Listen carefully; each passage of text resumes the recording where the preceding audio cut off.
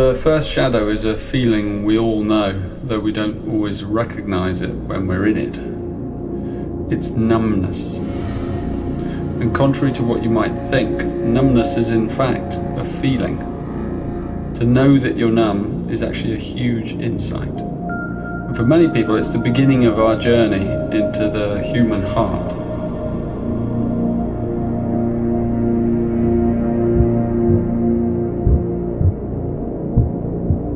But rare is the human who knows that they're numb. You know, most of us try everything we can to avert the realization that we're feeling numb.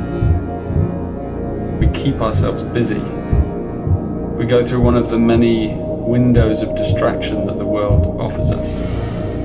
You know, you can spend an entire day doing things without ever realizing that you're actually doing them like a zombie. And this is exactly what entropy is.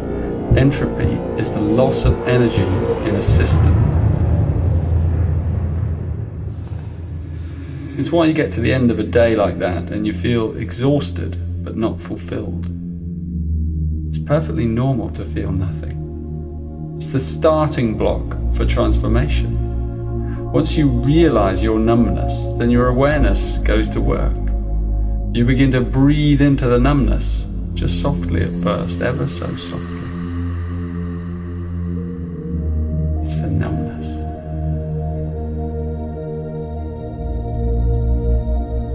It's pervasive. We need to be comfortable with the numbness.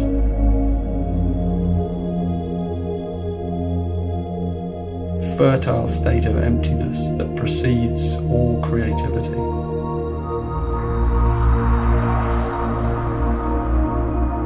It really isn't comfortable. It isn't meant to be comfortable. It's the gap.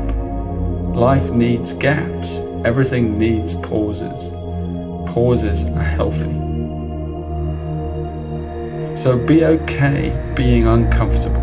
That's the secret of transforming the first shadow into the first gift. This is the great secret of creativity in this gene key. This is the ring of fire, the great yang hexagram, the beginning of the entire I Ching. You must really tell yourself it's okay. You can trust the numbness. You really can. Let it in. See how deeply you avoid this feeling. Open to it and trust it. Don't put yourself under any pressure for it to change. Just let it remain for as long as it wants. Only your deep trust is going to show you the magic.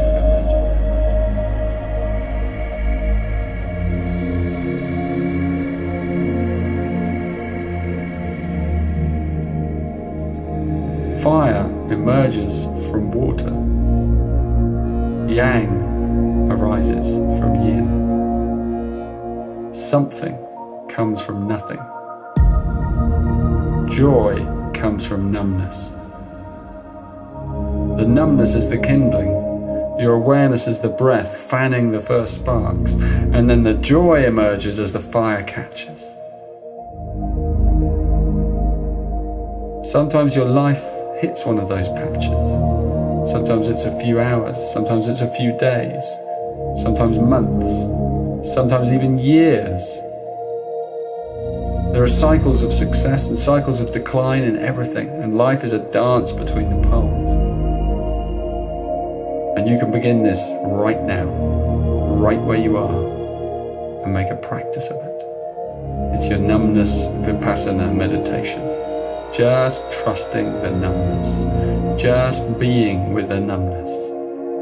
You know, the first siddhi is beauty, and one day you'll even come to see the numbness as part of that beauty.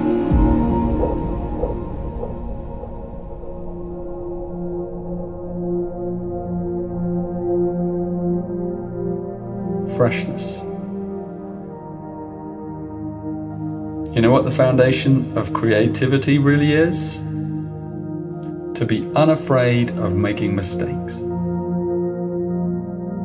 Because to be original, you must stretch out your limbs into deep space and take an untrodden path. Wanderer, you make the path by walking. And this is the meaning of this beautiful word, freshness. To be original, to be a pioneer, to be a fool. And it all begins here with the fool, the step that no one else has ever taken. And you know where that step leads you? Out of the numbness, out of the stasis, out of the void and into life. Even if it's a disaster, even if your attempt at novelty or success crashes and burns in a spectacular way, you've made it out of your box. And what a feeling that is. You've begun to live. You now know what the French mean by that wonderful expression, la joie de vivre, the joy of life, the élan vital. Out of the numbness. To launch your life out of the cinders, to reach for the sky, to burn with love for the new. And genius is built upon mistakes, hundreds and hundreds of them. So many dead-end paths. How do you think the great inventions got here? Through lucky guesses? Never. Through endless trial and error, through toil and patience. That's what it takes to break new ground. So the really creative people are humble. They're not fixed. They're open rather than rigid. They're soft rather than hard. They're dull rather than shiny. To launch your life out of the cinders, to reach for the sky, to burn with love for the new. That's what it takes to break new ground. And I love that thrill. For me, it's that not knowing that's the real reason why I do this. Not for the knowing, but for the not knowing, for the mystery and the magic of the emergent. It's the whole universe conspires with me. Creativity is God at play. And once you get hooked by it, creative freshness is our inheritance. We just have to stretch for it. Every human alive has hidden abilities. We come from the other side, trailing clouds of glory. That's the potential of this ring of fire, to reconnect people to their hearts, to their real professions, to have people think outside the box, to live outside the box, to blow the bloody box to smithereens. That's the gift of freshness. Some gene keys, you just can't explain them. You just have to let them sing out inside you. You just have to let the transmission into the cells. You have to become the fire. All fire's the fire.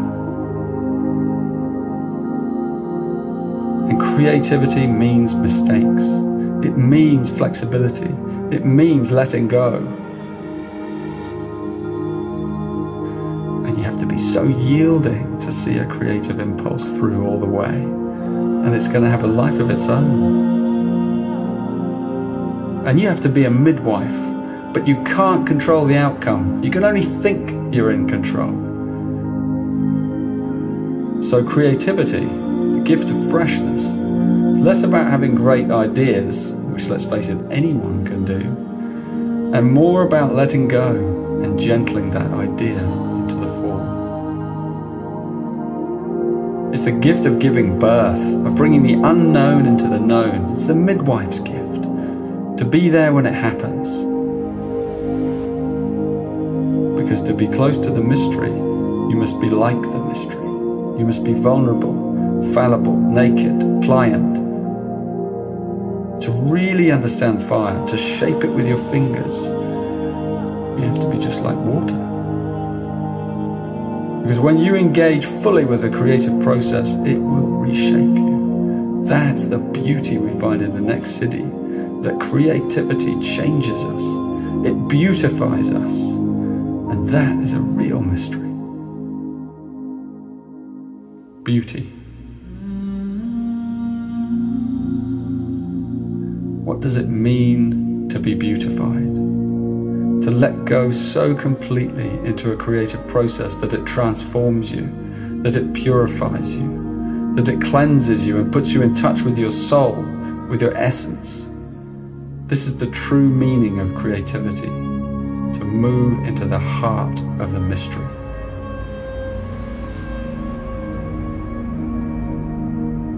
And beauty and unity are a dance, they're a couplet. If you want to know what beauty is, you can only know through unity. And beauty is quintessentially human. It's the crystallization of our perception.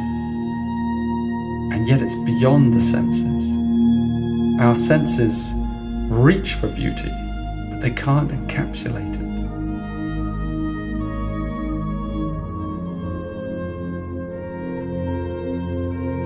We yearn for an experience of beauty. We chase it. Our whole lives, we chase it. But where is beauty? What is it? How do we find it? The fact is that it lies beyond us. This is why we'll always yearn for it. Beauty is an experience of the divine. It's to see the face of God. And how many people are given that? We may believe we know what that is, but we don't. We don't.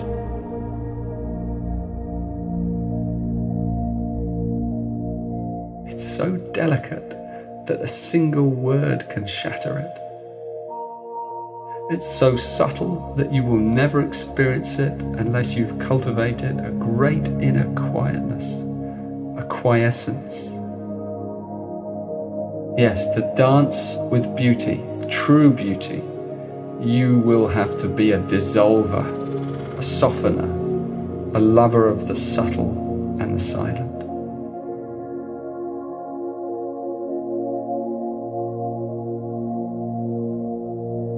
So ask yourself this: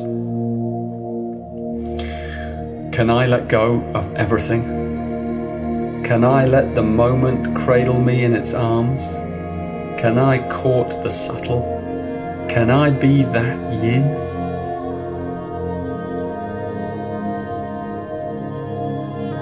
The soft contains the hard, the sharp contains the blunt.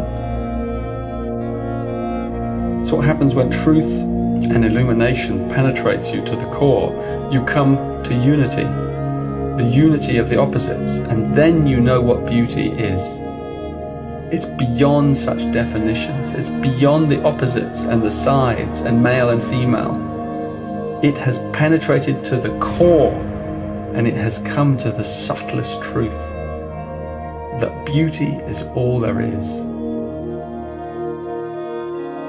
And when that view looks out through a pair of human eyes, you're looking into the eyes of a true master, a rare and very precious thing. Forget trying to find beauty on the outside. That's a wild goose chase. That's a fool's game. Beauty is a lens provided by love. It's a jewel hanging in the immensity of space. It's a poetic way of living. It's an unseen, unsung moment that never ends.